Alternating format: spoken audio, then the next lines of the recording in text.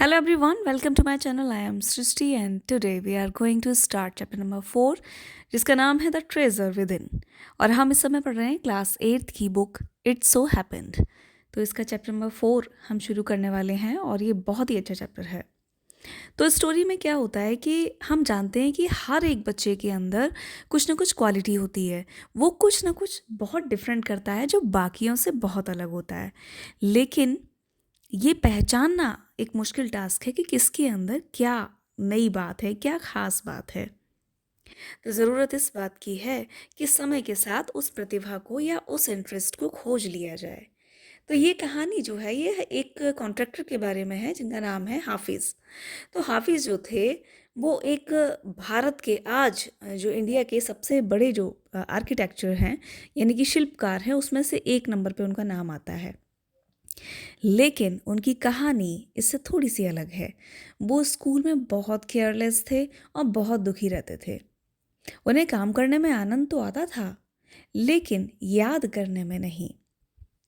बहुत बहुत डरावने सपने आया करते थे। मैथ से तो हाफिज को बहुत ही ज़्यादा डर लगता था। 2 क्लासेस तो जैसे तैसे करके पास कर ली, लेकिन जब तीसरी क्लास में हाफिज आया तो उसकी रुचि पढ़ाई से पूरी तरीके से ख़त्म हो चुकी थी। तो रुचि थी कहाँ पे? रुचि थी खेल कूद में, रुचि थी दूसरों के साथ मजाक करने में, बातें करने में, मस्ती मजाक करने में, ये सारे इंटरेस्ट थे।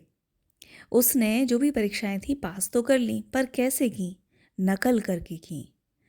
बाद में उनके जो प्रिंसिपल थे, प्रिंसिपल द्वारा उसको बोले गए एक वाक्य ने उसकी लाइफ को पूरी तरीके से चेंज कर दिया। उस टाइम पे वो 11वीं कक्षा में था। तो प्रिंसिपल ने कहा, क्या हाफिज तुम एक अच्छे बालक हो पर तुम्हारी पढ़ाई लिखाई में रुचि बिल्कुल नहीं है। अब केवल खेल कूद के सहारे तो तुम लाइफ में कुछ कर पाओगे नहीं। तो उसने क्या किया, परीक्षा दी। 10th की जो परीक्षा थी उसकी वार्षिक परीक्षा द्वितीय श्रेणी से यानी सेकंड डिवीज़न से पास तो कर ली, लेकिन जो है फर्स्ट वो नहीं ला पाया। अब स्कूली टीचर्स जो थे वहाँ के वो कान खींचते थे, होमवर्क नहीं करने पे, शैतानी करने पे उसको डांटते थे, बैंत खाने पड़ते थे, मतलब डंडे जो हुआ करते थे उससे बहुत मार लगती थी। आज का समय चेंज हो गया है, बच्चों को मार नहीं सकते आप, सिर्फ डरा सकते हैं, लेकिन मारने से बच्चे के अंदर जो डर बैठता है उसमें वो कहीं पढ़ने तो थोड़ा बहुत लगता ही है। मैं तो मतलब मैं टीचर हूँ तो मैं मानती हूँ, लेकिन ठीक है, अगर हम मार नहीं सकते तो हम साइकोलॉजिकली बच्चे पर काम कर सकते हैं। अब आज के टाइम पे, उस समय पे पिटाई की जाती थी, उस समय पे बात नहीं की जाती थी। आज हम बात करते हैं, समझाते हैं, उस समय सीधे मार लगाई जाती थी। और तब बच्चा जो है अगर कर पाता था तो करता था, और नहीं तो फिर ये मान लिया जाता था कि इनसे भाई नहीं होगा। तो इस तरीके से चल रहा था हाफिज़ का काम। हर शनिवार को वो एक मूवी देखने जाता, बालकों का एक गिरोह बना लिया था, उसका नेता बन गया था वो। पढ़ाई लिखाई जैसे तैसे करता था, थोड़ी बहुत परीक्षा जब होनी होती थी तब थोड़ा बहुत पढ़ लेता था, इतना कि नकल कर ले, समझ तो ले कि करना क्या है। अब बात यह है कि जब वो इतना शैतान था तो वो एक आर्किटेक्चर बन कैसे गया, क्या किया उसने?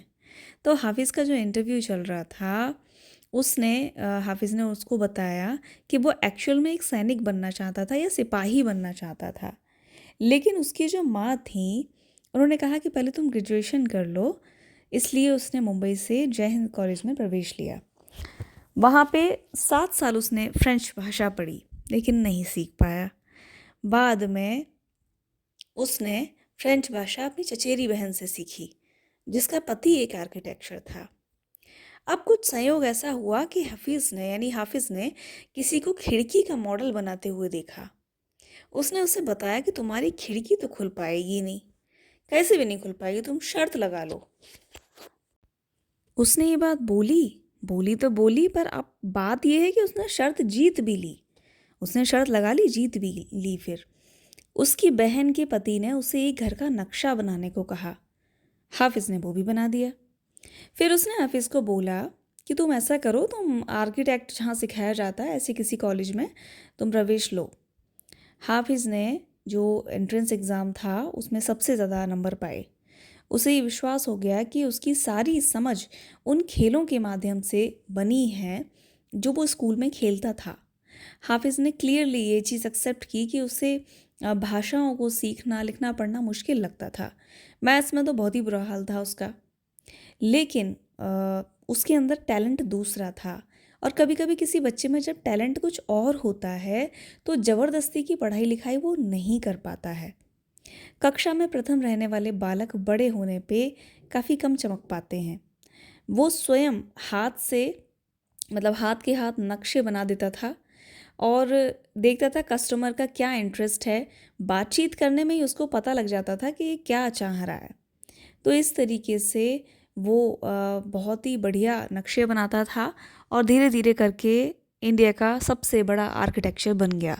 तो कहानी से हमें ये सीखने को मिलता है कि हर बच्चे के अंदर कोई ना कोई योग्यता होती है, कुछ ना कुछ हर बच्चा कर सकता है। लेकिन मैं एक बात और बता दूं कि ये स्टोरी जो बच्चे इस समय सुन रहे हैं, अगर आपका इंटरेस्ट, अगर आप सोचते हैं कि अभी आपने ढूंढ लिया है, तो हो सकता है कि आपको थोड़ा सा समय लगे ढूंढने में। क्योंकि कभी कभी कुछ चीज़ें जो हमारे इंटरेस्ट के लिए होती हैं उसमें करियर हम नहीं बना पाते हैं। सपोज़ जैसे कि आपको डांस करना पसंद है या आपको सिंगिंग बहुत पसंद है। अब अगर आपको जुनून है, आपको लगता है कि नहीं आप मतलब बिल्कुल जी जान से बिल्कुल एक टाइम का खाना खा के भी मुंबई जैसे शहर में रह लोगे या इस तरह की परेशानियां सब झेल लोगे, तब तो ठीक है। नहीं तो अगर आप बेटर एक जॉब आपको मिल जाए जिससे कि आपका भरण पोषण अच्छी तरीके से हो जाए, वो ज़्यादा बेटर है। और थोड़े से बड़े होते जाइए, आपको क्लियर होता जाएगा कि आपको क्या करना है। क्योंकि जिस चीज़ में हमें बहुत ज़्यादा इंटरेस्ट होता है, उस चीज़ की तरफ हम अपने आप ही मुड़ते चले जाते हैं। उसके लिए हमसे कोई कहता नहीं है, हम खुद ही रास्ते बनते जाते हैं और हम चीज़ों को करते जाते हैं। तो thank you so much. Subscribe my channel.